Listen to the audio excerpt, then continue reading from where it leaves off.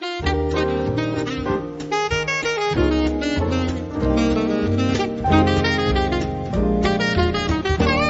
dia, Portugal! In Portugal, there's a YouTube show full of fun facts you need to know. Carl rings the bell and the members show to the GuMPer Morning Show. Featured guests will come and they will blow your mind. The audience will do so in kind. The little vanity mixed with some insanity on the morning show with GuMPer. Good morning, Portugal, and I'd like to welcome you to another fantastic day. Hey, GuMPers.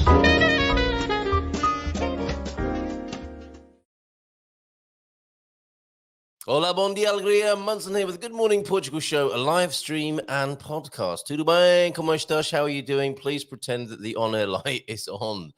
Despite my mechanical intervention and some spiritual healing, nothing is working with the on-air light. So if you could just imagine in your mind's eye that it is flashing and that we are here live on air with a functional on-air light on the Good Morning Portugal show, that would be great. How are you doing this morning? Do let me know in the chat, and if you've got any messages to send, 913-590-303, especially for pictures and videos. Michael Whitby already in this morning, and Joao de Nort, covering from north to south, or south to north there, respectively. Thank you very much, gentlemen, for being here alongside those great GuMPers of the apocalypse. As well, the GuMPocalypse, I should say. James, that's not that I know anything. James and, Deagle's in as well. Hello, mate. Lovely to see you here this morning. Lots of love to the family. James and Coach Turner with the God Squad tip of the day as well. Seated exercise. Excellent. Enjoying those. Did a bit of physical work yesterday. Oh, my goodness. Quite hard, isn't it? A little more challenging than sitting here, shining my bottom of a morning. Great show yesterday. Thank you very much, James. A lot of fun on Mindful Migration Monday. And today, we're going to meet Aoife for the first time. Actually, I say that. No, she hasn't been on the show. I have spoken to her, and I bought a book from her. She is the author of The Art of Unwinding, which we'll find out more about later on. She's incredible. Came to Portugal in 2008 with family and became a member of the local Bombeiros as a volunteer I believe in a sort of paramedic capacity. And she's also something of an authority within the world of complementary health and alternative and holistic health. So looking forward to talking to her at around, about an hour from now. And between now and then, Mamabear McGowan is with us as well from around 9. Talking about recovery. She's recovering from her recovery in central Portugal, and it'll be lovely. I was hoping it might be, oh my goodness, look at it out there.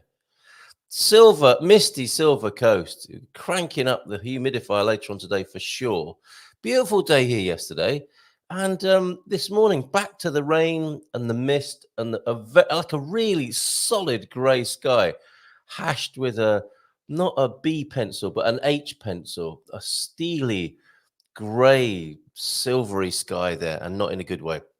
How is it where you are? If you want to send us a picture of your weather, 913-590-303. Always lovely to receive media via WhatsApp if you'd like to do that. Saw Ben Austin last night. I saw some of the family Austin. Like a circus family. The amazing Austin brothers of Alvaiazere, everybody. And young Ben, who's a chip off the old block and has inherited many great qualities from both father and uncle, presented to me last night the promo video for our visit to Flavors of India. And very good it is too. What a talented young fella you are.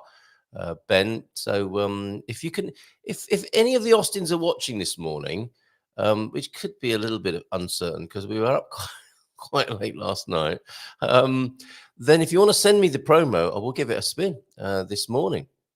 It's absolutely wonderful and lovely memories of going to Flavors of India with Mama Anila. What was it, about a month ago? I can't remember now. Was it that? I can't remember. But it was great fun, and he's captured beautifully the essence of when GuMPers gather together, eat lovely food, and meet wonderful people. So the Englishman, the Irishman, and the Indian lady went into her own restaurant there and had a fabulous time. And we've got a promo video, full-length documentaries to follow of Englishmen, Irishmen, and others entering into various bars and parts of Portugal. So really looking forward to sharing those with you as they are made and as they're created, made, and published by the genius of Andy Klein, and with a little bit of help from Ben Austin, it's looking like as well. So yeah, how you doing this morning? Let me know in the chat if you will, and if you want to say hi for the very first time, if you're one of our I'm so grateful to you, to all of you who rushed to subscribe yesterday. As soon as I've got the data, we will pick. I mean, it's up to about 2006, I think now, but asking for a little bit of help from you yesterday to go over the 2K threshold. And you helped, and one of those 10 people that took us from 1,991 up to 2001 there, we'll pick one of you at random, as promised, to get a Portugal Club membership. And thank you, Gav, great to see you in the Portugal Club. Joined yesterday. Lots more people joining the Portugal Club at the moment, and I suspect getting some extra value over there at the Portugal Club. In between, it's like that big suspension bridge. The shows are the uprights, the Portugal Club is the wobbly metal structure that links the uprights one to another in a lovely long suspension bridge, but without fear of vertigo or having to pay whatever it is, 20 euros every time you walk from one side of the ravine to the other. And there is talk of us meeting there. João Denort, I know, would like us to meet at Aruca. I'm with him on that idea. That'd be so brilliant, wouldn't it? A load of GuMPers gathering there to walk across that. Is it the second or third longest suspension bridge? But still, a very good effort. I think it was the longest for a little while. It's not going to be everyone's cup of tea, and there will be other discovery weekends. We're working on one again with Ben Austin to go to the Bairrada, to the Underground Museum, to the Correa Palace Hotel. That in preparation for March. So we're looking to go to the Bairrada district region, great winemaking region in March. So we'll let you know as more details come through on that. And I don't mind a prompt or two. If you sent me something on WhatsApp as well, and I've neglected to show it so far, I don't mind being reminded. Thank you from Lole. We have some lovely footage from you, Shelley. Thank you very much indeed. Some very interesting. They've taken, I think they had all sorts of weather challenges at Lole. And I'll stitch together the video that's been sent to me by Shelley, but I think they're celebrations, including some massive marionettes. Oh, and music. Oh, more of that dancing going on there. I'm trying to, yeah, I've seen some great big kind of papier-mâché heads of figures like Antonio Costa. Looks like they've deified Saint Vladimir Zelensky there. And is that Ursula von der Leyen as well? Maybe a bit of political satire going on in their carnival celebrations in Lole down there as well. So if you've got any more carnival celebration footage, because it's the last day today, sore heads tomorrow, and back to normal, kind of, notwithstanding hangovers and people somewhat worse for wear after these last 4 or 5 days of partying. Yeah, if you've got any more footage, 913-590-303. What else have I been saving for you as well? Oh, yeah, I want to let you know that Estremoz has come up in the UK Telegraph. Why dazzling Estremoz is Portugal's most underrated town. That's quite a claim, isn't it? But the Alentejo, quite rightly, getting a little bit of credit there. And I suspect more and more as time unfolds. The white marble carved from quarries in the area give a special radiance to Estremoz's architecture. With glorious history and excellent wine, this medieval jewel deep in the Alentejo still sits incredibly under the tourist radar. Estremoz, has anyone been there from our community? I wonder. And thank you for your kind words yesterday, Jackie. That's fantastic. Mr. and Mrs. M, as we clocked up over 2,000 subscribers on our YouTube channel. Mrs. M clocked up over 4,000 on hers yesterday as well. It was great. We went and had a celebratory lunch yesterday and carried on the celebrations last night. Thank you, Jackie, who said it's a brilliant channel. And I love all the guests, and every show involves a giggle and a warm welcome. It's my go-to show with my cuppa every morning. Well done, guys. Thank you very much for that, Jackie.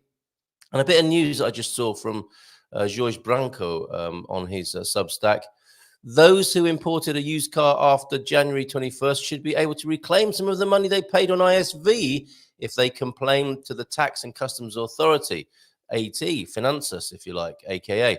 Imported vehicle tax violates EU rules. We knew that, but now it looks like some refunds may be possible. So, yeah, but that, we know what the proverbial rolls downhill with that. They'll be looking to raise taxation. I'll thank you. Now try Lagos. I just did. Hold on a minute.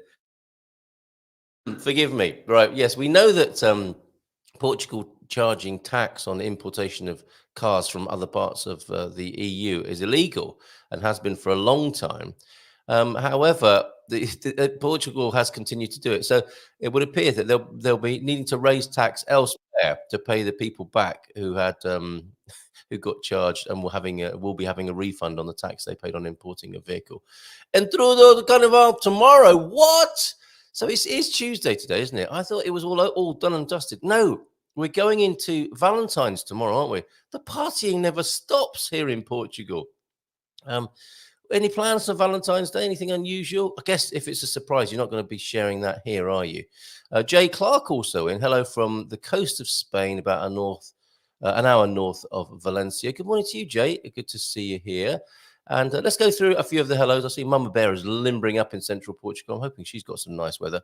I always love it when we talk to Mamabear and we can hear the birds singing and the animals outside. If it's a rainy day, everyone might be a bit quiet over there on the farm. Bom dia, GuMPers. Feliz terça a todos, como tem passado, from James. And mindful moment, better than 1,000 hollow words, is one word that brings peace. That sounds like an advert for Mamabear, who often does that for us. Better than 1,000 hollow words, one word that brings peace. That word this morning is recovery, talking about recovery with Mamabear McGowan.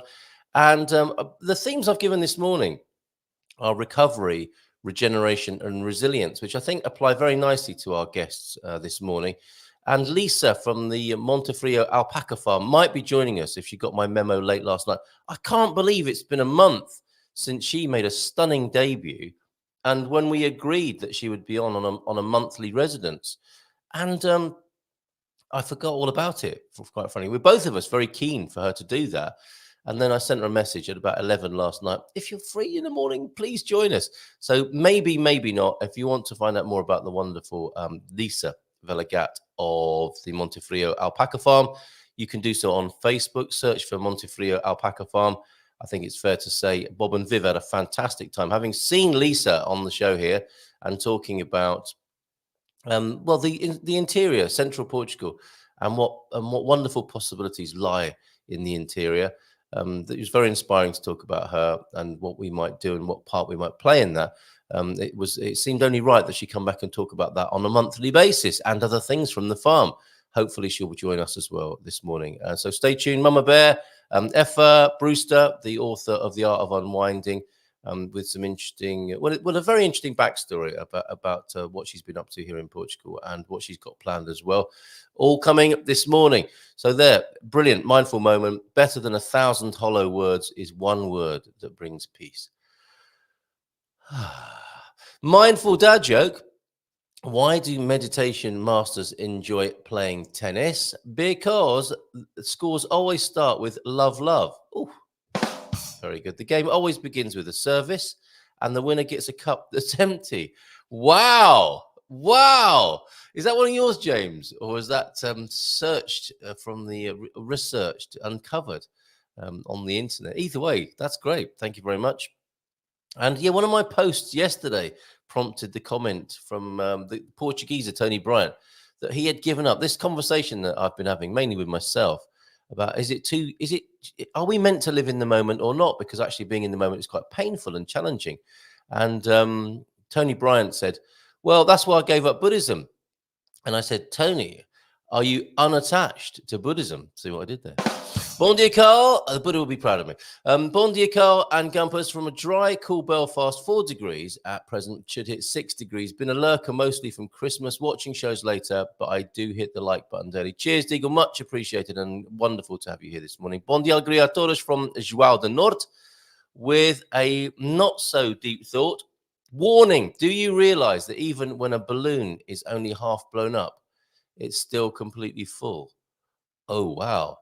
Cosmic, man. That is a 2 or 3 a.m. in the morning kind of vibe there, isn't it? And you're ready to go down to the gas station to buy some chocolate, I think, with that one there. That's really profound. Thank you very much.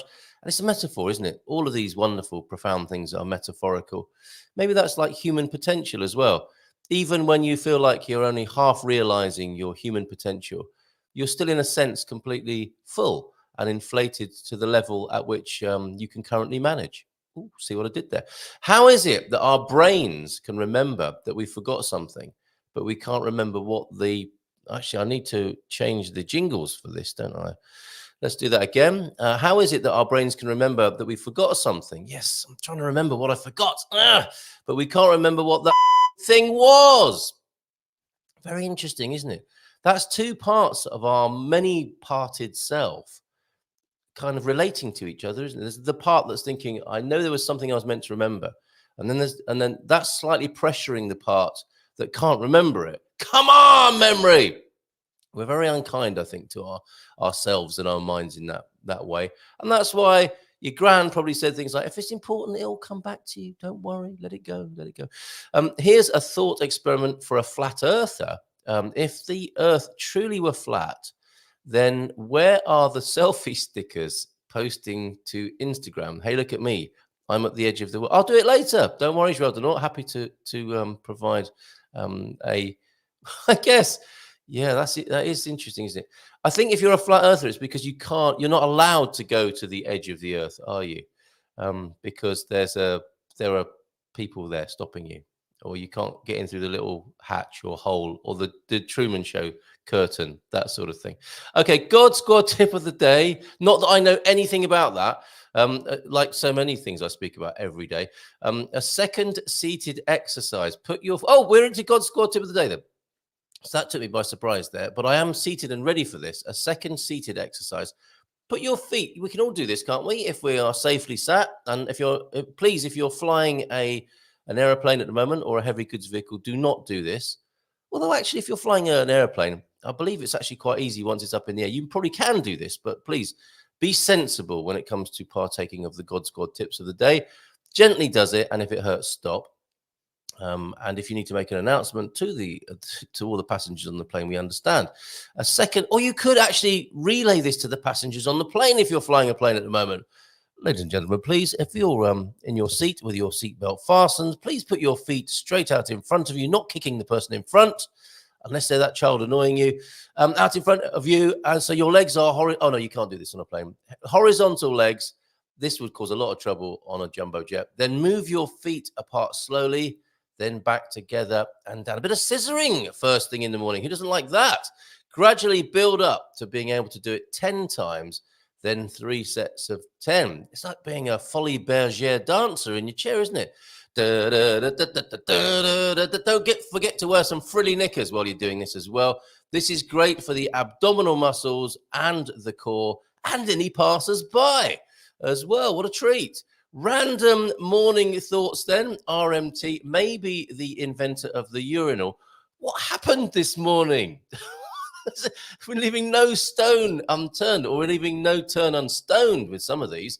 Maybe the inventor of the urinal was just a tall guy who walked by the sinks and thought, why not? Some still do, I'll have you know, João do Norte. Boa tarde, the VRSA, Villarreal de Santo Antonio. Sorry to have been absent these last few weeks. And you haven't even brought a note. And likely this one also made over 6,000 calls to IMA last week. Oh, my goodness. Trying to get appointments for residency. You'd think with the ingenuity of humanity, we'd be able to get past a very silly problem of this kind. D7s ran out last week. Well, that's awkward, isn't it? That's quite incredible, Michael. 6,000 calls to IMA. You're very patient, the pair of you. And it's probably we've rumbled that theory, haven't we, that the Portuguese wine industry is directly related to Aima, so that the frustrations people feel making 6,000 calls are then soaked up literally in Portuguese wine products or the enjoyment thereof. Incredible. 6,000 calls. You'll have them on your call log. At least you've tried, right? And if you say to, you could give Aima a taste of their own medicine, couldn't you? This is call number 1. And if I scroll down a little bit, this is call number 2. This is call number 3, and so on. Call number 4,522. Please, we've got other people to see. No, wait. I want to show you all 6,000 of the calls I tried to make to you. Bon dia. Happy Carnival, everyone. Michael, yes, and I was a little bit premature yesterday, wasn't I, in wishing everyone, well done, everyone. We've completed Carnival. Far from it. For many people, including Karen and Philomena today, I think there's another performance today, isn't there? Thank you both to Karen, Michael, all three of you, Philomena, Karen, and Michael, for sending in your fabulous pictures of you at the Miranda de Corvo Carnival celebrations.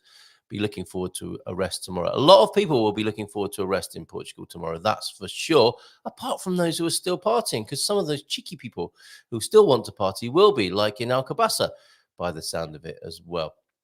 Yeah, sorry to hear about the Aima blues. Just know that you are not alone. I woke up this morning, picked up my phone. I called Aima, and I know I'm not alone. I got those Aima blues. Hey, how about that? Forecast anticipates 100% humidity here in Ericeira this morning. I beg your pardon, this afternoon. Curious what that looks like. Yes, you might want to go out naked and dance in the 100% humidity. Videos, please, to 913-590-303. They will be vetted. Hi, y'all from Madeira. Maybe just a small pair of pants, James, to preserve your modesty. Or you might end up painted onto the side of an Aveiro barge if your performance needs immortalizing in that way. Hi, y'all from Madeira. 92% humidity there. As long as it's not raining, I don't need to run the humidifier. We need a winemaking machine, don't we, that pulls the humidity out of the air, runs it through a few grapes, and gives you a glass of wine at the end of a damp day. Bon dia from Pam, then.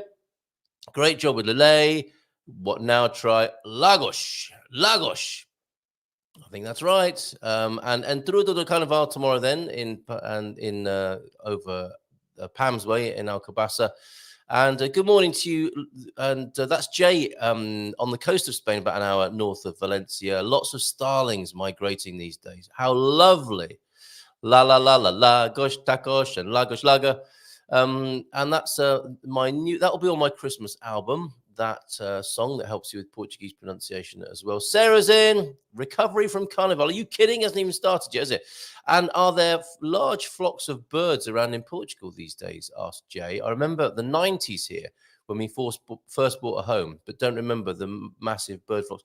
No, in some ways, I have been disappointed by the volume or lack of volume of birds, but I have been blessed by a few new species. We could hear the hoopoe yesterday morning making its lovely noise, and I saw a little grouse the other day. They're the ones with the adamant style makeup, aren't they? The grouse.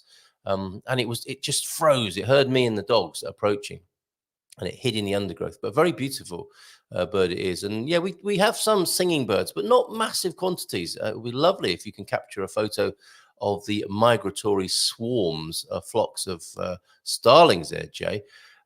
Who's wondering if that might be down to climate change. Good news, we close on our new home in Figueira de Vinhos on the 29th. Fantastic, great news. Congratulations to the Whitbys then. And great choice there in central Portugal. Does that mean we only pay taxes every 4 years? Now, I think you should only pay taxes every 4 years if you're signing on a leap year, but I think the government might disagree with me on that. Jenny Ann Slater, good morning to you. Bon dia, todos from the Portuguese mountains. Nice, Jenny. Excellent. Well done. And I take issue, what's this, with your present moment being more painful is also the only time and place we experience love, joy, and euphoria. Absolutely right there, taking issue with my present moment being more painful. I think it might be, and I think you know what I was getting at there, and I believe you to be absolutely right there.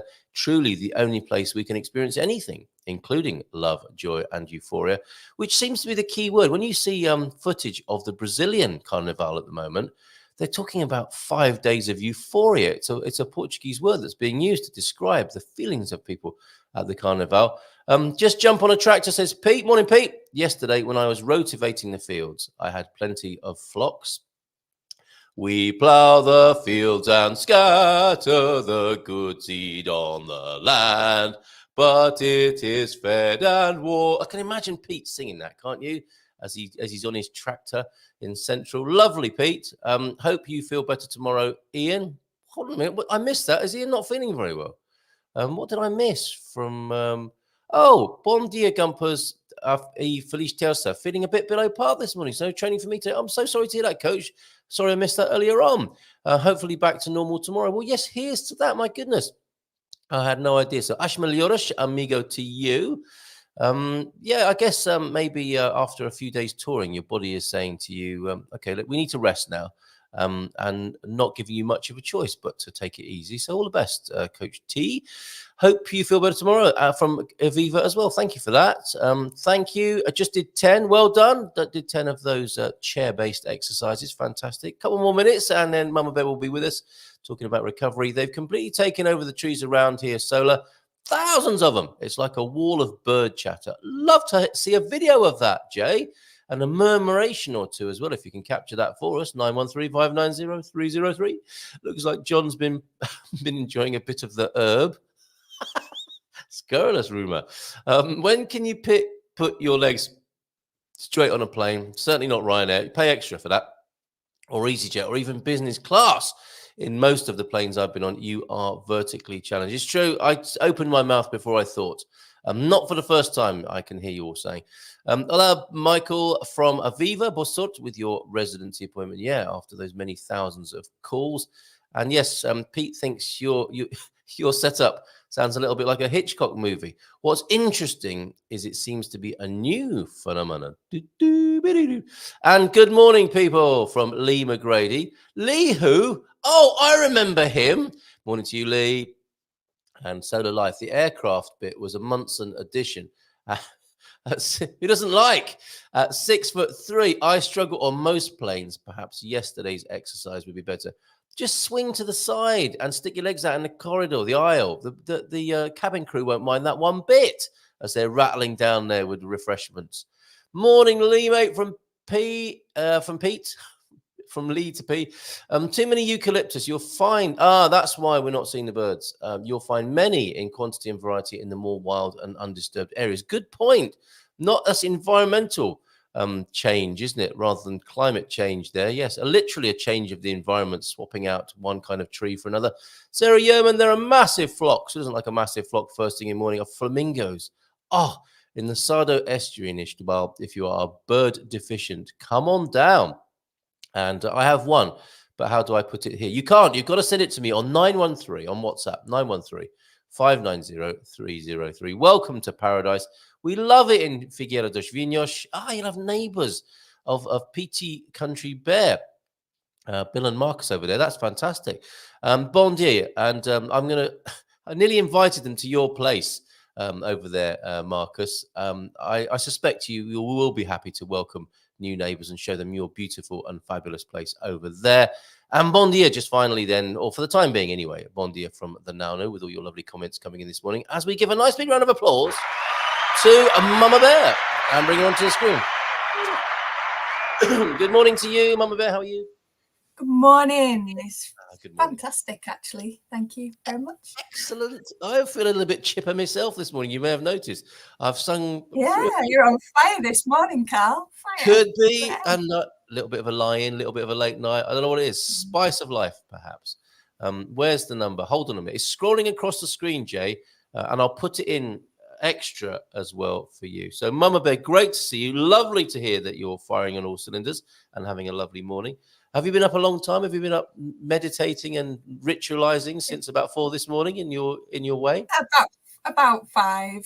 Did my meditation and I just gently wake up, and then as the sun's coming up, I go for my wander, and me and the dogs are enjoying watching the sunrise over the hills, and it's just beautiful. Sounds lovely. Beautiful. Sounds lovely. It What a sounds. great way to start the day. Every day, It come back, is feed absolutely. the animals. Now we're all just chilling and just getting ready for a new day. Oh, how wonderful! It sounds nearly as good as my lie-in this morning. I definitely get it. There's a special kind of gladness, isn't there, from an early start, a constitutional, and it's like getting ahead of the day in a funny sort of way. Well, I know when I used to be a postman, I used to experience that quite a lot. And you know, when you're going on holiday and you get up early, there's something really magnificent about that. But I have to say, this morning I really needed every minute of extra sleep I could find, and instead of you'd be proud of me, I think. Instead of feeling guilty about lying in, which is a habit I realized I had, I think maybe only this year, like I should get up. I should get up. So you're lying there, not really enjoying the lie-in because you have this overwhelm, bit like, you know, what was it I'm supposed to be remembering now? It's one of those kinds of thoughts like, you know, I should get up. I should get up. And now I just savor. I worship the sleep button almost. I think if I press that bad boy, I'm just gonna sink deep into the embrace of warmth and comfort, and I'm going to enjoy it for the amount of time I've given myself to do that, without any of these thoughts of guilt or shoulding on myself. I'm proud of you. It takes Thank a lot you. of courage to do that, because we're all into these. This leads me perfectly into what's already been mentioned this morning, and recovery. And what I want to explain today, or invite you to feel into, is the thing. We're all in some kind of path of recovery, and we've all been told certain things are the way it is, and we don't have to subscribe to that. No, we don't. So the world tells us that we should be subscribing to the conspiracy, that we have to work hard to be able to earn a lot. We shouldn't be, you know, in bed. We shouldn't be lazy. And we neglect ourselves because of all these things that we're told by society, all these kind of BS, our belief systems that come in through our conditioning. Yeah. And what happens is it doesn't enable us to fully recover from our life's experiences. And in life, we have so many beautiful experiences. We have births, we have deaths, which can be for some a beautiful experience. You know, it's all about perspective, and we don't have to. If we choose not to subscribe to the fear state of mind, the fear mindset of lack and limitation, then what we see before us is a truly abundant world where life is in abundance. Life in its magnificence is just so all there and all present for us. And only when we can join ourselves here in the moment, instead of being at odds with each other, which is fragmentation, then we can meet ourselves where we're at, and then we can start meeting other people here too. But we can't meet other people in their pain and sorrow when we can't meet ourselves there. And that causes us to turn away and from ourselves. And there is why we have so much separation. That's why we have so much neglect. That's why we forget the love. And this Valentine's Day, we need to be remembering to love ourselves, because by loving ourselves, we can love other people more. We can recover ourselves. Recovery isn't healing something that's broke. It's recovering what was there in the first place. We are perfect. We are whole. We are complete beings. There is nothing wrong with us apart from perspective. Our perspective can be changed. And when we change that perspective, we can birth our whole life into being all over again, starting right now from where we're at today, this moment. We don't have to wait. All we have to do is change that seed of thought, set the intention for something a little bit more than what we want to believe, drop those things that are holding us back and allowing ourselves to move forward. I mean, how fucking brilliant is that? How brilliant is it that every single one of us have that power? Like, It's amazing. it's It just is incredible. Well, you know, Tucker Carlson was interviewing Putin, and you have just pushed that interview into a cocked hat, quite frankly, because this was the interview that the world needs. Those are the words that people need to hear, I would say, or I would respectfully commend to the House. Let me put it that way, because I was, as you were talking there, I was feeling I was feeling my Kundalini rising there, and I was deeply inspired by what you had to say, and that's why I had the Tucker Carlson look about me, like, why is that? And I mean, that it is incredible what you just said, and James agrees as well. Yes, time to fully allow ourselves to fully experience and recover, and there's nothing wrong, is there? It's you've totally repurposed, reframed that from recovery being or any states other than sort of idealized states of humanity being somehow wrong. They are part of our journey there's to nothing wrong. yes, Exactly. There is nothing wrong. Get that word and put it in the bucket. There is nothing yes, wrong. There is nothing. No thing. The only thing with no thing is from woo, no thing. Something can arise. You know, yes, yes, from no yes. thing, from no thought, from no way. There is a way forward. Oh We yes, all came from nothing, from no thing, and now look at us, and how much do we go through to get here? How much of life do we have to experience before we'll actually meet ourselves in the present moment? yes, Like, yeah. it's like we look at the things we've gone through. Yeah, each time we go through something and we're looking at it with these eyes that tell us that, like, we're looking with our outer eyes instead of our inner eyes. And when we look with our outer eyes, we've got our ego playing up, or our persona, or basically it's the bit of us that's trying to keep us safe. And that's our natural instinct, okay? It's natural, it's normal, it's okay to try and keep ourselves safe. But we don't have to prescribe to that anymore.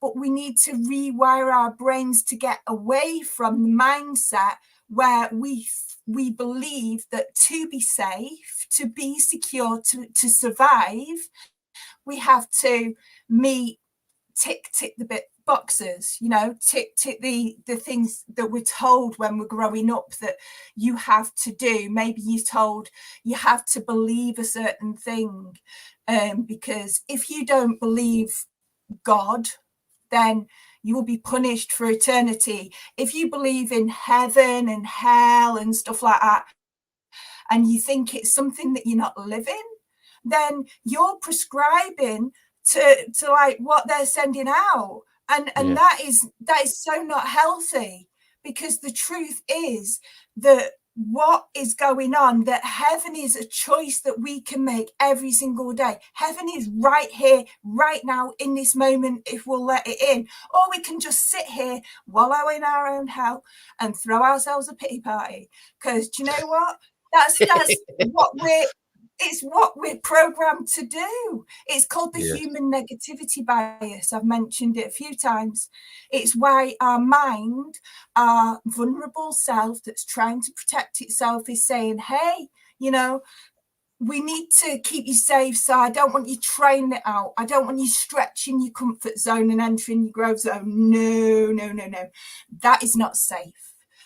We've got to stay here where it's safe and it's comfortable. But when And it's so not, is it? It's so not. Yes.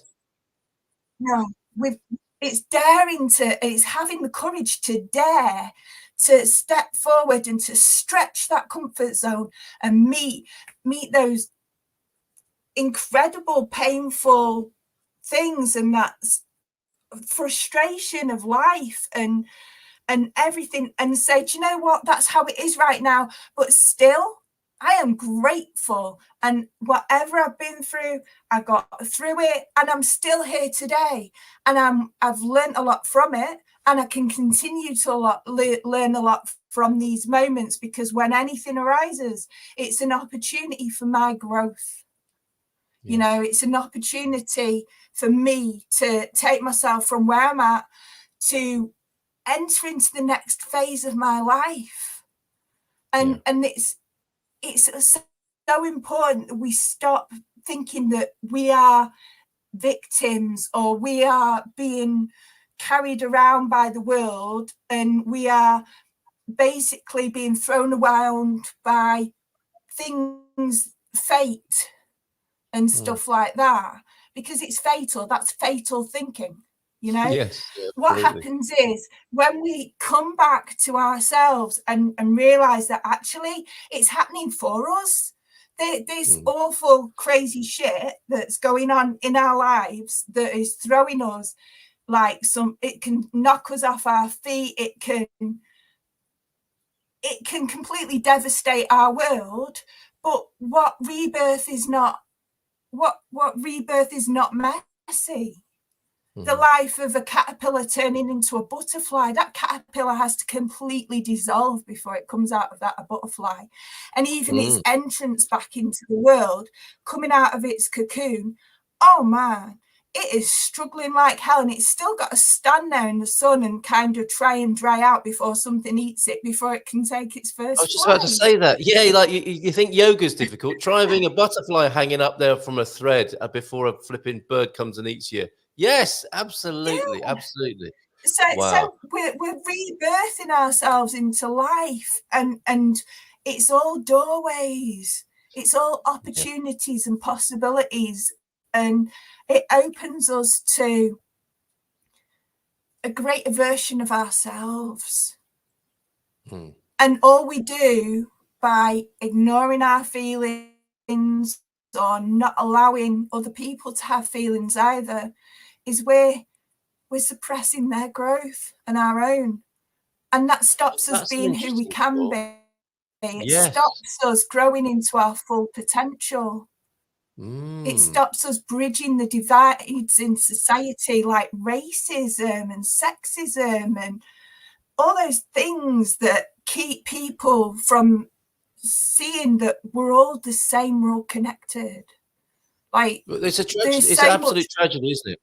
Yeah, these awful things that we can see occurring in our world are all the more poignant from that perspective. You know, is that we are in a potentially a paradise of abundance and being, and what do? We go and do stuff like we see happening, where people are just beastly to each other based on an idea, based on a flipping idea, and a separation and a difference, and it's insane, and it's a massive idea. Though it's getting our thoughts and feelings, that's where it catches us, you see, because when we go, oh, it's an idea, fair enough, but our ideas are emotive. We have all these things inside us, these emotions, so that we end up sensing it in our bodies. So we feel attached to the experience because we're experiencing it, we're living it through us. And what we're actually doing is reliving a memory.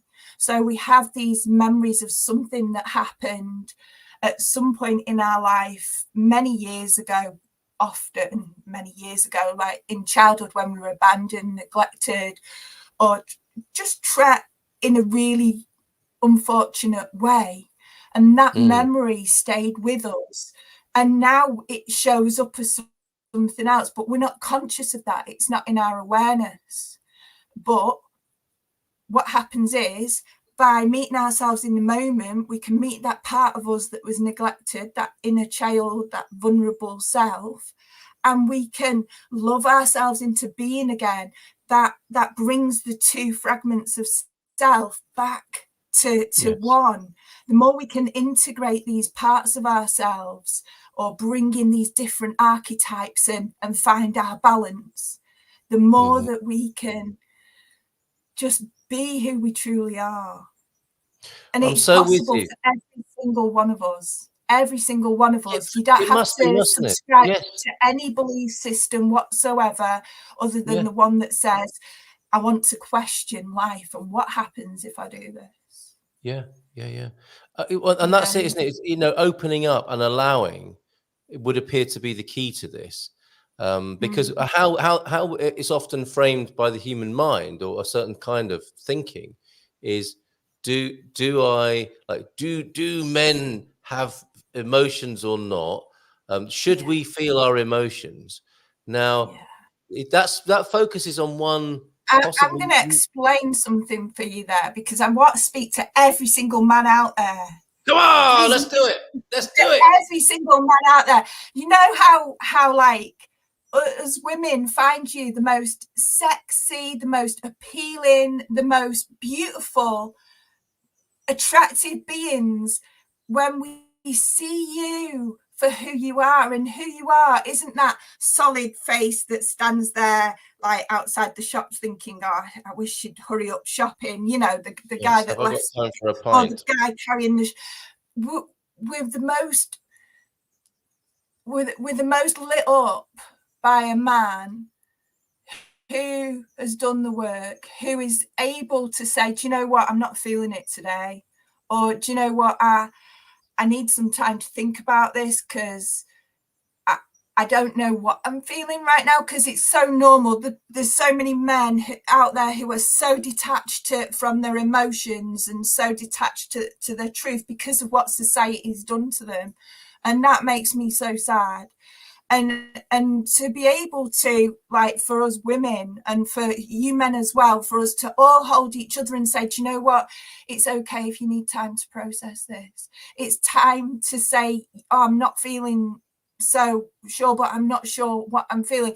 It's okay, right? And we need to all connect around the fireside, virtual fireside or actual fireside, and we need to just allow men to speak again and men to share what's actually going on for them in the soul, and to sit with them in the numbness and to sit with them in the silence and allow whatever needs to be to arise, because then they can find their own truth. And in a man's own truth, as with a woman's truth, when we're in our own truth, then we can be at our greatest, highest, wisest potential. Well, you'd think so, wouldn't you? Absolutely, I know so. And this is like when we used to meet around the fireside and talk, everyone had a voice. The men had voices, the women had voices, the children had voices, the elderly had voices. Everyone was welcome. Everyone was seen and heard and validated, because there's wisdom in all things. And every single one of us has a part of the puzzle. And sometimes we miss things because we know too much to see the answer. And a child can come up with the answer much quicker sometimes than us who have been here longer. And it's so important for us all to give the space to everyone. And if you haven't got that space, because there's a lot of things like male suicide and things, which is the amount of men who like, when I was on doing my work, working with suicide, people trying to take their life, I only people were men. All the other people, you're breaking up a bit. Then I sat with, who was just rewind a little bit there, Em, because I lost you. You said the work you were doing. I don't really want above or. We got a little bit of a misconnection here at the moment. Yeah, the work that I was doing, it was preventing suicides as they happened on railways, and for me, like, I don't want to. You see, men commit suicide on railways more than women, because men don't care about what they look like. Women do. Women are more about, if I die, I want to die looking good, compared to men, which is bizarre, but it's true. It's true statistically. This is society's mindset. This is what society tells people to do. It's subconscious programming. And before, you know, it used to be that men could hold space for women so amazingly, and men still can. But the men that can do it amazingly, and I've met men like this, and men that do the work, the men that have emotions, the men that are not afraid to feel your pain with you, or to just sit there and listen while you speak. And, you know, it's not about feminine and masculine energies as such, because a lot of that is also patriarchal based. It's misogyny. where it's encouraging the conditioning that we've been led to believe. So the truth is, in our essence, as a man or as a woman, what we are best when we can be, when we allow ourselves to be and be in our truth at our core. And the only way to be in our truth at our core is to be able to meet each other where we're at, which means we have to meet ourselves where we're at. And that way we can hold each other and we can just be, you know, the indigenous Americans, the indigenous peoples of like Turtle Island and stuff, you know, and Aborigines and things, they all give space, and there wasn't, everyone was equal. Everyone just got on with it, and they respected the land, and they respected each other, and they respected the circle of life. There was less illness and there was less things to recover from because there was less suppressed. Yeah. And when we look at nature, we can see the pain and the suffering in the plants when they have to grow a certain way because of the wind or the light or the rocks. But from no thing, something always finds a way. And you can see some amazing trees out there that have suffered their whole lives and they've had to grow lying down. And yet they're still here and they're still standing, even at a funny angle. And that's because I know people like that. I know people like that as well. God bless them. Yes, well, that's nature for you. It's resilient. And Isn't builds its resilience through just being present with what is and just growing according to the environment. And that is empowering it to do what it needs to do, because in this very moment, all our needs are met.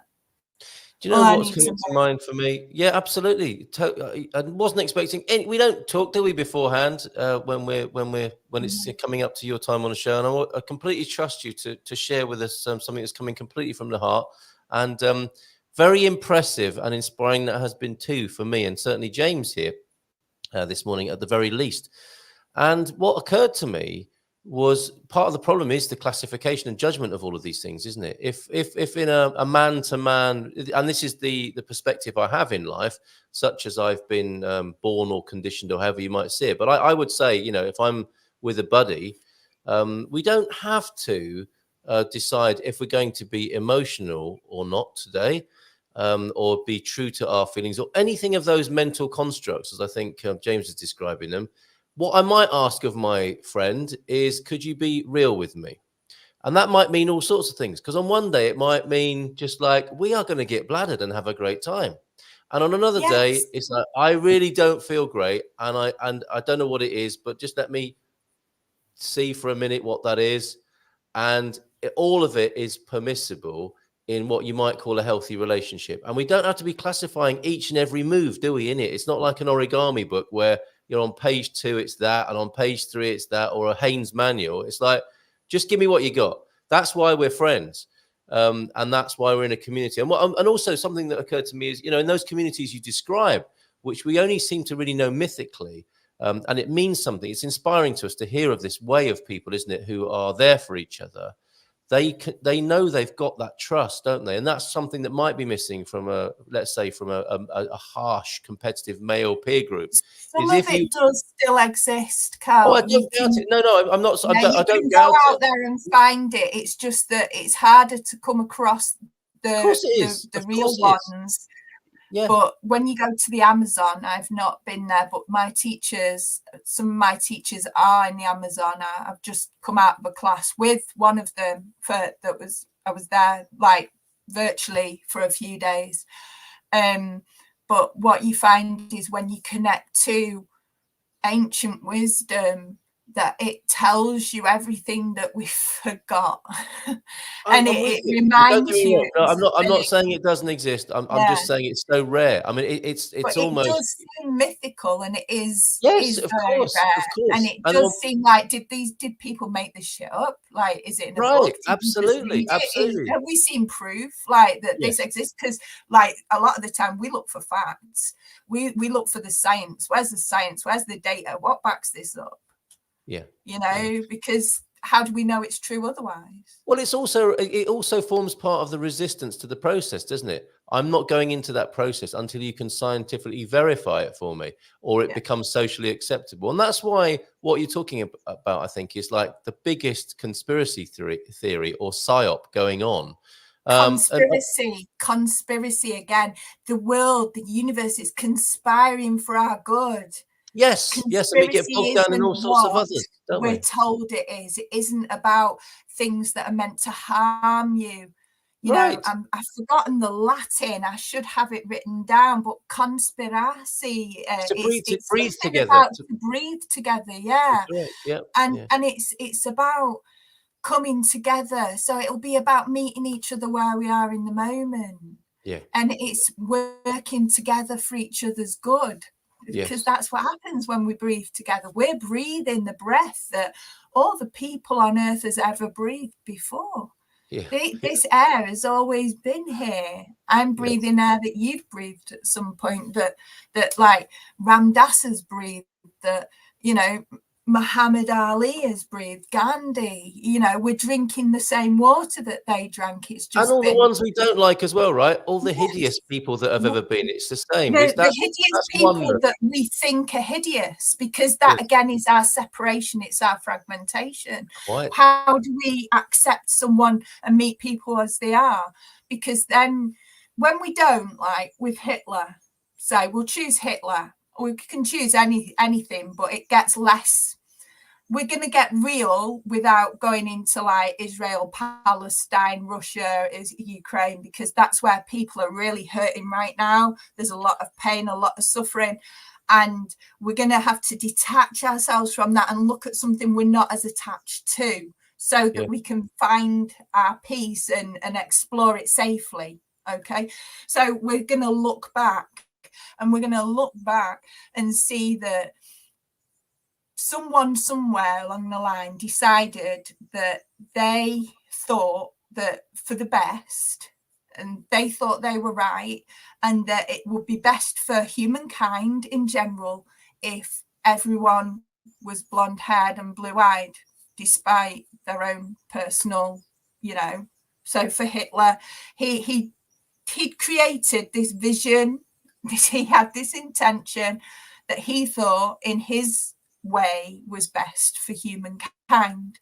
Now, not many people agreed, and those that did agree had to agree. They were forced to agree and support him for fear of their own life. And he got crazier and things got bigger, and eventually it got stopped. And lots of awful things happened. But at the end of the day, you'd started with someone who'd had a traumatic childhood, who'd been through all sorts of neglect and abandonment and stuff. So he was a suffering young child who grew up, and he hadn't met himself. Okay, and he wasn't able to meet other people, and his righteousness pushed a huge gap in himself and a huge gap in society, and then it caused other people to create a bigger gap in society where it was us versus them. And we're seeing it right now, aren't we? We're seeing it happen. It's alive and active. That very projection, exactly, synonymity is happening right as we speak. And what occurs to me, is that if two friends can't be real with each other, which is, I think, in many ways, that's why I called it the greatest conspiracy theory or psyop at the moment. This withholding from the vision you talk about is probably the biggest challenge to humanity at the moment. So on that basis, if two friends can't be real with each other, what chance do two nations have? If anyone pontificating about what this side or that side should do and who's right or who's wrong, if that person in their own individual life can't be real with the people around them, that's a kind of proxy or small example of what's going on when you scale these things up. And that's why we need what might be useful option. Real though, because for real, people go, but it is real. I'm experiencing real. This is what I can see is happening to my family, or these are the things that I'm feeling. Are you telling me that I'm not feeling what's real? And this is not what we mean.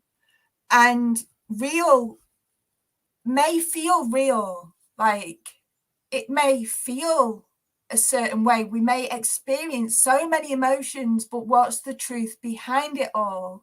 So we need to get away. Like, getting real means finding what's true. So getting real with ourselves in the moment. Sure, I feel all these things right now, but what's the truth? Where's this coming from? What is the root? Where's, what's genuinely happening right now? And what we'll find is there'll be a core. When we meet it down at the base where its roots are, there'll be some kind of pain that we feel within ourselves, or it means some kind of pleasure. Sometimes we can do it with things that we're feeling happy about, and we take ourselves to where did it originally, when was the first time that we felt like this, and we'll find that we have our belief system. And when we realize what our belief system is, we can then look at, okay, so I've got my belief system. Is it real? Okay, so I think it's real, but is it true? What kind of true? How true is this? Is this a real truth, like a real undisputable universal truth that is absolutely right and cannot be wrong? Or is this true because I want it to be true? And it's what part of this is me and my wanting it to be right? Which part of my righteousness is this? Or can I drop out of this wanting to be right? Yeah, it's ongoing though, isn't it? You don't have to get all of this right in one go, do you? And how I would put this, is that's why we've got each other as well, isn't it? Because a lot of the emphasis in how we're talking is about on what the individual can do in that regard. But if, as a true friend to someone else, you can bear witness to the reality of where that person is, isn't it? So if I use keep coming back to this scenario of me and my mate. And if I say to my mate, how are you doing? And he says something like, I'm fine. I know, don't I? If I've known this person for a little while, I know if that's true or not. So it's not just that person struggling to find their authentic self. We can be in service to each other with that, can't we? And I can say, look, I get a sense come on, really, what's going on? And it can get realer and more authentic, can't it? With each other, it doesn't have to. And that's another one of the challenges of our age. It's like it all comes down on the individual, doesn't it, to do all of this? When in fact we can all help each other with this. Yeah, it sounds like a massive thing, right? But it's not so massive, because this is what life is about. This is what living's about. And each time, like a snake, okay, we're going to look at snake.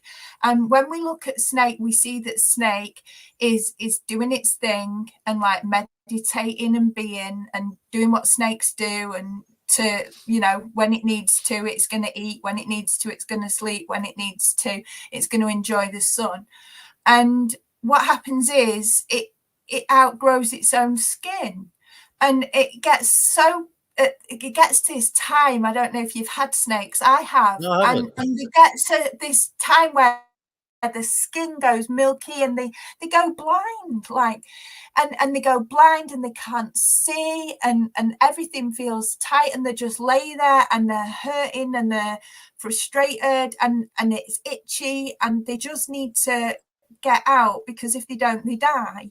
And they have to find a rock or something, and they usually start around the mouths, and they push and push until it creates a crack, and they peel the skin off. Sometimes you'll find it in one hole, and they turn it inside out and leave like an inside out skin behind. Skeleton spiders also do it. They leave, because they're skeletons on the outside. Spiders have an exoskeleton. And they're another amazing creature that can bring I don't want to be out with a drink. I don't want to be out having a drink with my mate and his skin comes off, his eyes go milky, he goes very still, and then his skin comes off inside out. I do not want that happening down the pub, but I get your metaphor. So what happens is we lose what's holding us back. We can shed what's holding us back, and then we go again. Now snakes can do this even when they're little, and they do it like every about 4 to 6 weeks. What? Think about it. I mean, they grow quite fast, snakes do, when they're little. So think about in life, how many times have we got things that make us feel uncomfortable in our own skin, if we can just let that go, that discomfort go, that energy that we're holding that's keeping us stuck, if we can just drop it, there you go. Through some self-work, we come out and we're like, yes. That's the old me over there in the corner of the room. Right. And Yeah. we've got to get Aoife onto the screen, who's joining us this morning. Are you going to stick around, or are you going to go off walking into the countryside now? I had my writing group. So if yous are going to go, I will give you big loves. Yep. And just take care of yourselves. And well, you've been amazing this morning. Yes, you've been incredible. Namaste, up the gunners. You know where I am. You know where Carl is. Yes, take good care. You've been incredible this morning. I'm not going to give you a noisy round of applause. I'm just going to give you a sort of thing. Nice and quiet and respectful. And we'll see you again soon. You take care. Lots of love to you. Bye for now. There she goes. Incredible. I am going to give a nice big round of applause to Aoife, who's joining us now, though. Woohoo! Good morning to you. Good morning. And thank you for being here. It's been a long time, isn't it? We've been trying to organise your appearance on the Good Morning Portugal show. I'm so delighted you're here. And you may have thought, well, as you joined us then, they are talking about snakes, crabs, spiders, and really deep emotional processes. I've got a feeling you're not uncomfortable with that, however, Aoife. No, that was something that I was going to talk about, actually. Excellent. Very good. You're in good company this morning. Yeah, no, because you've had Sigrid on from our local swap markets, which has really, really grown. I'm quite involved with that as well. And we do talking circles, and it's taught me a lot about how to get deep with people. But what I wanted to add to what you two were talking about was that only works if it's a two-way system, that the other person is happy to talk with you about that. Yeah. Whereas you end up in a headlock and then you just upset people, don't you? Well, that does happen to me. If anyone is a friend on Facebook, they will see how that constantly seems to happen to me in social media circles. And I guess that's why that is such a poor environment. And Bob is saying, for example, totally, Carl, I have friends who refuse to talk about deep things or beliefs unless I agree with them. But how can any growth occur in me or them? Nice one, Bob. And Michael, right back at you with that. I have, or should say I had, a lot of male friends like that. They're hard work. But well done, lads. Thank you for those comments. And we need to find out more about you for this morning. I bought your wonderful book, The Art of Unwinding, for Louisa. And you are an amazing, highly accomplished, skillful person. Look, there it is. There's the book, which we'll find out more about this morning. And I would like to start with your backstory of coming to Portugal, because it's amazing. The impact you've made here as a foreigner, as an individual, I think is inspiring to begin with, let alone all the other things that you're up to. So you came here in 2008, as I understand it, with family, and you volunteered with the Bombeiros. Are you still part of the Bombeiros team in your locality? No, so I did 4 years, Carl, as a volunteer. Wow. Yeah. And that's quite something, isn't it? So you got involved with the firefighters and the paramedic side of things, I believe. What was that like? I mean, did you speak Portuguese even before you came here? Well, no, that was an issue. You had to join the Bombeiros before you were 35, and I was 34. So I went down. I said, my Portuguese is not fantastic. And they said, look, you won't be doing anything. You'll just be training. I've done a lot of Portuguese lessons. I've done the government-funded lessons. I've done private lessons. And to be fair, the thing that escalated my Portuguese was being in the Bombeiros. Yeah, I'm sure. Surrounded, the Christmas party, this party, and they're all chatting and they also had a psychologist there. Most Bombeiros have their own psychologist to deal with things, from the fires and trauma and stuff like that. So she speaks English. So I was kind of under her wing. And he said, look, just join, because you can't join. Now it's changed. You can join up to 45. But at the time I couldn't. So, yeah. And to be fair, I've met some amazing people. They're really nice bunch of people, the Bombeiros people. And I met an osteopath then. So 11 years ago, which I still currently work with. So incredible. And I described you as being part of the, complementary alternative holistic health scene here in Portugal, which for many people, it's not obvious, is it? But there is a lot going on in this country, I think. And you find that often what appears to be a sort of deeply Catholic country with what you might imagine to be quite rigid views about things. It's actually not the case. There's all sorts of, if you scratch the surface of this society, there are all sorts of therapists ranging from, osteopathy, which is a very well respected and somewhat complementary therapy. There are a lot of overlaps to some really, interesting and out there things that are going on in the hills of Portugal as well. So isn't it a fascinating country to be in if you have those sorts of interests? What else is it you do? And how did you get to write a book as well, The Art of Unwinding? Where does that come from? So where it actually came from was that as a clinical therapist, whereas my idea is, I don't want you coming back to me constantly. Okay. I like to teach people. You're not talking to me personally, you're talking to your clients in general, right? Clients in general. I'm not that therapist that wants you on my table every week. Yeah. My ideal client is you come to me with some pain issue, a chronic pain issue, normally fix and six. Depends how long you've had it. Sometimes it takes a few more months. If you've had the problem for 20 years, it might take me 6 months, Yeah. And but how I work is it would be 6 weekly sessions. And if by 3 or 4 your pain is reducing, then I might open them sessions to bi-weekly. Then it would be 3 weekly, then it'd be once a month, then it'd be 6 weeks. And then depending on your age, like everyone over 50 should be having a treatment every month to 6 weeks anyway, for self-care. But I would slowly teach you what you need to do to help maintain yourself. Like I've actually written a list because I knew you'd ask me what's the best thing for people. I'll tell you what I do for myself. Excellent. Yeah, but we'll come to that at the end. I've got a few little things. So but before you go there, your therapy, you're one of those therapists, I think, that is you're sort of multidisciplinary, right? You draw on a number of approaches to give a particular kind of treatment and service to people. Is that right? Yes. So I specialize in myofascial release, which is the connective tissue in the body. And I did Reiki when I was about 16. I started on this journey 24 years ago. Okay. And it was reflexology, and that was amazing. You get fantastic results with that. Then I did aromatherapy and basic massage and and then I worked for quite a few years. Then I moved to Portugal, and I found this amazing school, which is the top school, one of 3 top schools in the UK. And I've got a BTEC level 6. If massage had have been regulated in Portugal, I would have been allowed work throughout COVID. But in Portugal, massage is not regulated, only physiotherapy and osteopathy.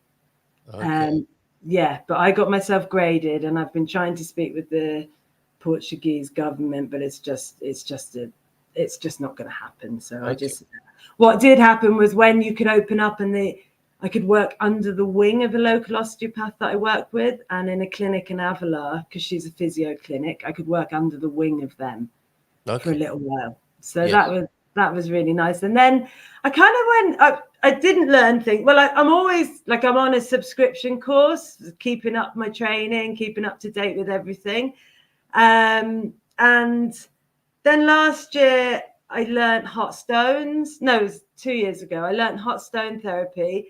And then I did a big dream of mine, because Upledger Institute is the craniosacral institute. And I've been wanting to train with them for about, at least 10 years. Because I think with Reiki, which is the energy stuff, myofascia, which is all the chronic pain and the connective tissue in the body. Basically, if you haven't got your connective tissue and it's not in order, it's like the nuts and bolts of your body. You've got your structure, your bones, and you've got your muscles, which is the padding. But without all the connective tissue, it's just all going to fall apart. So really looking after your myofascia is the key. And there's a connection then, presumably, with what Em was talking about before. And Lisa will be joining us in a few minutes as well. I'm sure Lisa connects with what we're talking about as well. But if we're talking about what's stored in the body that might be expressed through conversation, counselling, and so on, it's present there in the myofascia as well, is it? That can be also eased by physical means as well as by talking. Yeah, exactly. So when that fight and flight, when you go into that fight and flight and you go like this, your fascia will tighten. Yes. So a lot of the work I do is that people will shake on the table, people will release trauma. Yeah. On occasion, I've had people that have said, "Oh, the doctor said I wasn't going to walk again," and then their legs start shaking on the table. It's really deep work, yeah. Yes. And then I integrated that with craniosacral work, which is working all the spinal column, which is it's really fantastic. Yeah. So what I wanted to say is I'm also doing therapeutic movement sessions, which is kind of bringing my book alive. Because what I found, the reason why I wrote the book was, as a clinical therapist, I've got these books. And I said to my kids, I said, these books, I said, if I ever go, these books are worth a fortune. Legacy. Brilliant. So, and I had all these books, and because people need a visual, I'm saying, right, you need to do this stretch for this, and you've got predictable muscular pain patterns, and they don't really get it. They don't quite understand. And, oh, great. I was going to ask you if we could screen share. So definitely. Yeah, there's your book right there. Yeah, I've got, if we can screen share, if it's easy. I'm not really techie, but there is a facility for you to do that if you feel brave enough. Do you mind if I bring Lisa onto the screen? She can join in this conversation because I'm sure she'll have things to add. So, my bad, because Lisa, good morning to you. Hello. Nice to be running. Good morning. Good morning. There she is from the Montefrio alpaca farm. And this is a residency for you now. Although I forgot, didn't I, Lisa? So I sent you a message late last night. So thank you for being here this morning. And I'm sure this is a conversation you're comfortable connecting with as well. I make a big presumption there, but I thought. No. I'm interested in that. I trained as a massage therapist many moons ago. Oh, and well, that's the three of us then. That's the three of us who have that training. But Aoife, back to you then in your book, and we'll come and find out what's going on at Montefrio Alpaca Farm in just a moment. Aoife, do carry on, please, and if you can share your screen, that'd be awesome. Yeah, how do I do it? What do I press, Carl? You have. I think it might even be a button saying share screen. If I take that one off there, might give you the option to do so, but it also might be too difficult. And we could do it another time because I'm hoping you're going to come back anyway. One of the things people will want to know is how on the one hand to come and visit you and work with you. So where are you in Portugal? And then, as you said before, you don't want lifelong dependent clients. How can people become independent of you as well? So in the first instance, how do they connect with you? Where are you in Portugal? So I'm very close to Alvaiazere, about 5 minutes. Oh, okay. Outside Alvaiazere. WhatsApp is very good. I'm very good on WhatsApp. And I think, have you got all my details on? If I may, am I allowed to put your WhatsApp number on the screen such that other people might be able to? I don't mind, or my website, The Art of Unwinding, which has all the details on it, and you can email me or WhatsApp me, or I'm on Telegram as well. All right. So WhatsApp, it's the number ending in 451, is it? If I may share that with everybody. Okay. So that's on the screen there. So that's how you would come and if somebody has a long-standing issue, some pain, or a health challenge that they are getting the vibes that you might be able to help with, they can contact you on that number. Yeah. And then I guess you'll wean them off after you've helped them recover to some extent. You'll wean them off and give them a copy of your book, and they'll be able to self-care. Is that right? That's right. And that's part of why I've started up the therapeutic movement, because I am weaning down my private practice because I've got some other things going on, right? Okay. Which I want to focus on. Some of it I'm going to tell you, some of it will be for the autumn. Yeah. So with the therapeutic movement sessions, they're not yoga, they're not just fitness, they're a real combination of mobility, teaching people how to release trigger points, how to do soft tissue release. It's all the home help. And I'm tailor making the sessions every week to seeing who my audience is. Like last week, we did a little bit on the lower back and a little bit on the neck. And this week we'll be doing calves and a little bit on the neck for kind of carpal tunnel.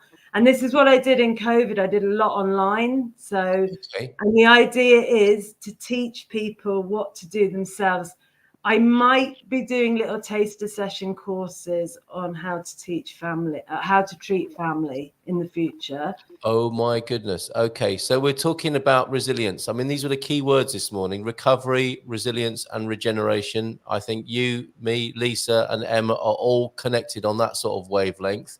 And perhaps with the interesting times heading for humanity, where these things might be coming out of the occult and esoteric into our everyday usage.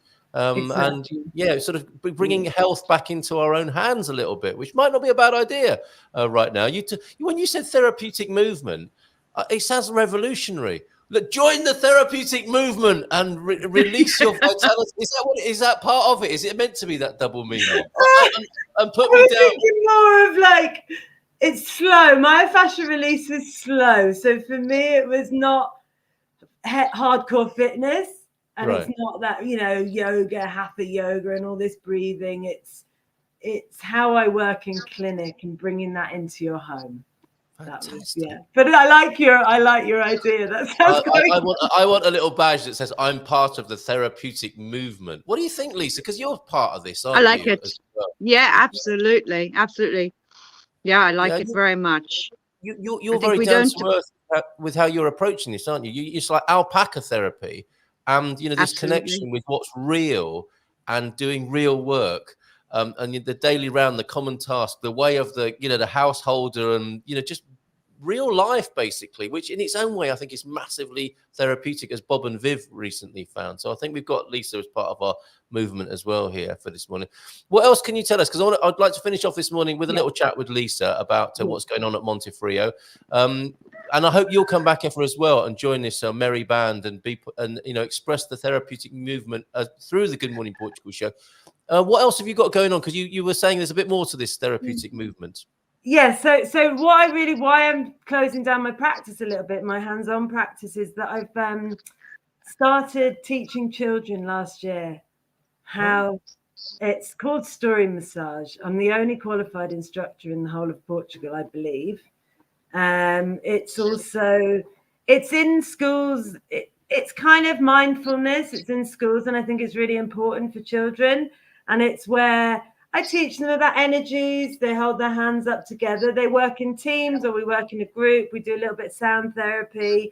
We do leapfrog, where I teach them how to go down their back with the erector spinae muscles. Then we have either stories that I have made up and they can use, or they can make their own stories, and they have little stickers. What else? They have chakra mandalas that they can color in if they're not comfortable with writing or reading, because some kids aren't. So I'm trying to focus at the moment. I'm speaking to a lot of, probably about 3 or 4 home education facilitators at the moment. I'd love to get it in the Portuguese, like apoio after school stuff, but I would need a Portuguese person to come and help me with that. Okay.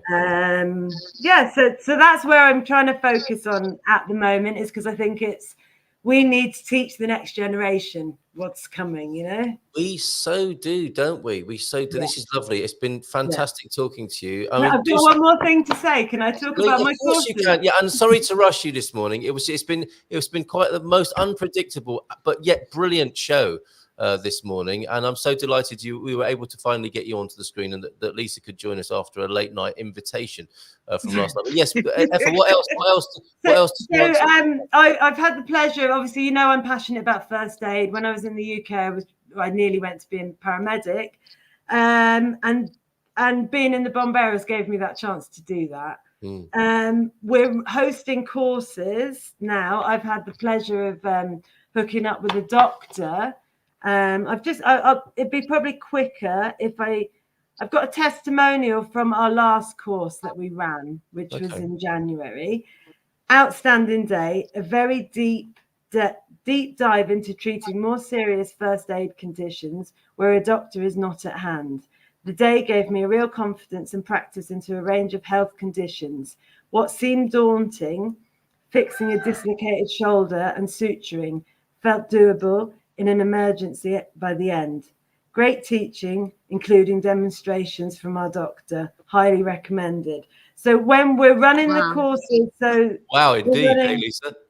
we're running a basic first aid skills. There's a lot of content in it, and I'm actually, because you have to up your first aid skills constantly, So I haven't done my first aid stuff, so I'm actually going to be on this course while I'm also doing the admin for it. So anyone who wants to be on the course can contact me, because I am running the admin for the doctor. We're including a healthy meal, a vegan meal. There's an advanced course and there's a basic course, and the dates are, well, the 3rd of March is full already for the basic. 20th of April will be the next one. And we've got a few spaces left on the second one, which is the advanced one. And we've got a few spaces left on that. And that's on the 2nd of March and the 21st of April. That includes suturing, local anesthesia, your ABCDs, temporary tooth filling, abscess, incision and drainage, dislocated shoulder, closing a suction chest wound. It's really interesting. Okay. Yes. Fish hook removal, hematoma. Okay, so I won't keep going on. And the more basic one is the ABC, cardiac and respiratory arrest, and how to use a defibrillator, choking, recovery position, just the sort of basics, major external bleeding. I'm not going to go through everything. If anyone wants to contact me and wants to. This is fascinating, Nefa, because That's you know, brilliant. isn't it amazing, Lisa? Because at the moment, the societal whatever's going on in our world, it's like people are like, you can't get a doctor's appointment. There are foreigners coming over, overwhelming the health system. This is going on all over the world, isn't it?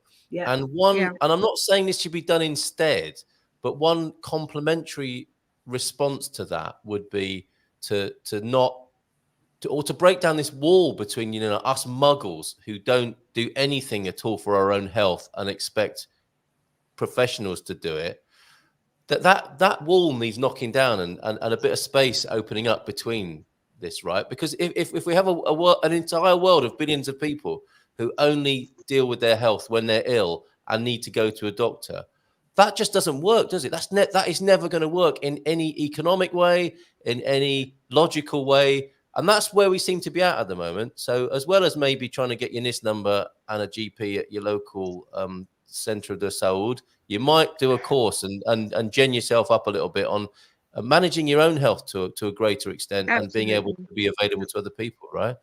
Yeah, absolutely. Carl, it's a very different mindset to prevention rather than cure.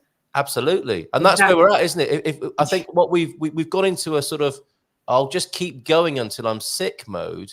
And we can't, that's not manageable, is it, at scale for a whole world? And that's that's another aspect to this whole conversation of crumbling and health systems that are under massive pressure all around the world, not just in Portugal. I think we do pretty well, relatively speaking, in world terms, but the direction of travel is going to go the same way in Portugal if people don't become more preventative and proactive with their health, I would say. 100%, yeah. I think it also, if I can just add in, I think it also, when one takes responsibility of one's health and does a course like that, it also brings you your attitude towards death a little closer, which has, I think, a very positive effect. Be it that it's morbid, but I think it's it makes you feel more connected and not so afraid when you are able to actively do something within an emergency situation. Saying this from an animal management point of view, it's like the more knowledge I have and the more I'm able to implement in an emergency situation, it definitely brings a calmness towards whatever the outcome is. And it strengthens one. So because you did everything you could, and I think it's a very, very good thing to take on responsibility for one's well-being and health. Empowering is the word that comes to mind. Yeah, absolutely. Absolutely. Yes. Yeah, Fantastic. really good stuff. Well, that's what we've called this, is when there is no doctor around, when you can't get a doctor, this is to give you the basics to get you there. And they're very short courses. One's 4 hours, one's 5 hours. There's a little bit of prep. We have a load of videos, about an hour and a half of videos to watch before. And and we give you a PDF after, when there is no doctor around. After the course, so you can be incredible. And it's not instead of, I mean, Erica, sheesh, is that really a talking point? Foreigners pay taxes and are entitled to healthcare in Portugal. No question about that. Absolutely. That's how the system works. You pay money to get an entitlement to certain sorts of things. But I think we're seeing with our own eyes that just logically, mathematically, economically, it doesn't work the way we're doing it. Does need some sort of other augmentation or a complementary approach to it alongside it. Sorry, Aoife, you're going to add something to that. I think maybe with regard to that comment, that's fine if you're in the city. What if you're out in the mountains and the hills and you're using chainsaws and lots of big equipment? Yeah, you know what I mean? That's absolutely. I think that's that answer to that question. You know, you're not going to get the bomberos there within maybe an hour and a half. You know, that's right. And what it's not much comfort, is it? If you're bleeding out, just saying, "I'm entitled to some healthcare here." Well, what's taking you? You need to be able to deal with it as well, don't you? Yeah, I think not so long ago, the biggest accidents in Portugal were chainsaw accidents and falling out of olive trees or falling out of trees. There's a lot of olive trees and there's a lot of chainsaws. So yeah, it's very, very sensible to have some idea of how to deal with the situation before the medics get there. Absolutely. Very practical, very practical. Now, Lisa, before you go, is everyone all right for just 2 or 3 minutes more? Is that okay? Absolutely. Yeah, fine. Sure. What's going on at the farm? Because Bob's really pleased to see you. Lisa, good to see you again. The great unwinding. It's all about the unwinding, isn't it? At Montefrio Alpacas. It was the best unwinding I've had in a long time with Lisa and the alpacas. The whole place is magical. So what's going on over there? Well, we've had a very productive month. We've done a lot of redecoration, painting in preparation for the new year. Today is sock making day, so I'm going to be hand cranking socks all day. Yeah. And I was hoping to demonstrate for you. I've got the sock machine here, which is from 1908. And actually, when Bob and Viv were here, she actually made her own pair of socks. So we had a really great day. But unfortunately, the machine is being a little bit temperamental this morning, so I can't give you that demonstration, but I can do it another time. That would be wonderful, and I will be more on top of things next month, and we'll get you on for your full half hour. And a sock making demonstration will be so wonderful if we can do that. So it's quite a beautiful beast, yeah. I bet it is. Yeah. It's 1908, did you say? 1908, yeah. That is tremendous. It's called the Golden Fleece, and it was built in London. Really? It is absolutely wonderful, and it's a really lovely thing to share. So at some point, for sure, we will share it and let people see, because not many people know about these machines. But she loves her socks. She loves her socks. So it's a date. We'll make socks together next month. That's wonderful. Can you keep those blooming chickens down a little bit? They're so noisy, Lisa. We're trying to do love this show. Hope there's more like it. Lisa is a wealth of information. We're going to take one of the courses, but we'll be out of the country on both days. Aoife, you might be doing them again. So I think we've got some interest in the courses there. Viv does everything complimentary that we can and pay for it. Totally worth it. The preventative, complementary, holistic approach that we've been talking about a lot this morning. So Lisa, thank you so much for being here. Looking forward to making socks with you next month, live on the show. And Aoife, it took a while, didn't it, for us to get you on the show, but I'm so glad you came, and hopefully you'll come back on a regular basis as well. I'd love to. I've got more to talk about. Yes, thank you. I'd love to hear it. Did you enjoy it? I hope, because I think you had some sort of reservations about being in this environment, but I hope you enjoyed yourself this morning. I was very nervous, and thank you very much. No, it's been fine. It's been lovely. I am so glad that's been your experience. I did a little meditation just before to calm me down, and it's fine. Yeah. Excellent. I recommend that to everybody who has to watch the Good Morning Portugal show. Or be on have a great day. Take care. You, bye for now. Ciao, Take ciao, care. everybody. We'll see you tomorrow. Marvelous. Goodbye for now. Hold on. Where's that theme tune? Here it is. Ciao, ciao.